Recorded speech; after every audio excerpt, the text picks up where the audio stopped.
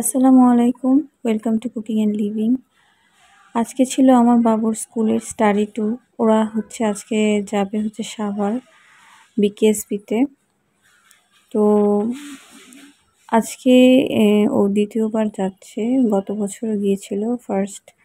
আমি আসলে ওকে স্কুলে ভর্তি করার পর থেকে ওকে কখনোই যেতে দেইনি, গতবারই সাহস করে দিয়েছিলাম।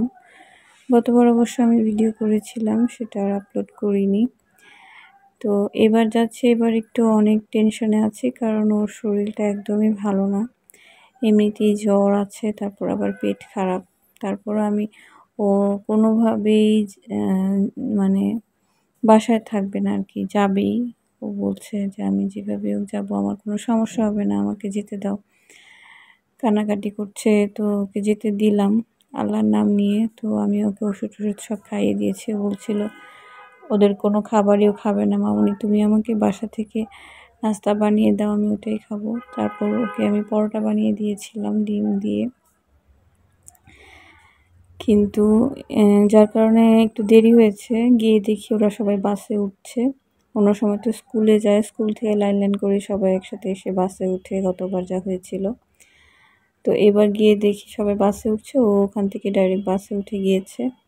আর এই যে এখন আমাকে বলছে মামনি পেট ব্যথা করছে, বমি লাগছে, কিন্তু আমার পরোটা সে খাচ্ছে না, সে ওদেরটাই খাচ্ছে। কেয়ার করা বাচ্চা মানুষ তো এরকমই আসলে।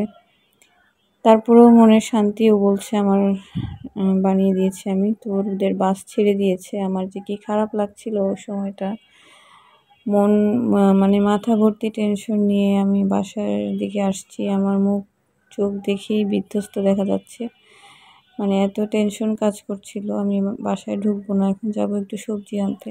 তো বাসায় এসে সব রান্নাবান্না করে আমরা খাচ্ছিলাম দুজন। আমাদের আসলে ছেলেকে ছাড়া একা একা খেতে খুব খারাপ লাগছিল। তো ঠিক সন্ধ্যায় নামাজের পরপরই মেসেজ দিয়েছে যে সন্ধ্যা 6টায় ওদের বাস আসবে। তো ওটা বারবার চেঞ্জ হচ্ছিল, হয়তো বা জ্যামে আটকা পড়েছিল 6:30টায়, তারপর বলেছে 7টায় লাস্ট। তো আমি 7টায় বের হয়ে যাই, গিয়ে দেখি অনেকে এসেছে, অনেকে আসেনি।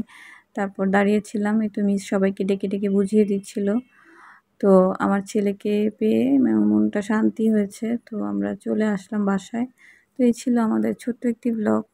আল্লাহ হাফেজ। যেহেতু প্রথম ট্যুরের ভিডিও শেয়ার করিনি, তাই ভাবলাম কিছু ছবি অ্যাড করে দিই, স্মৃতি হিসেবে থাকবে।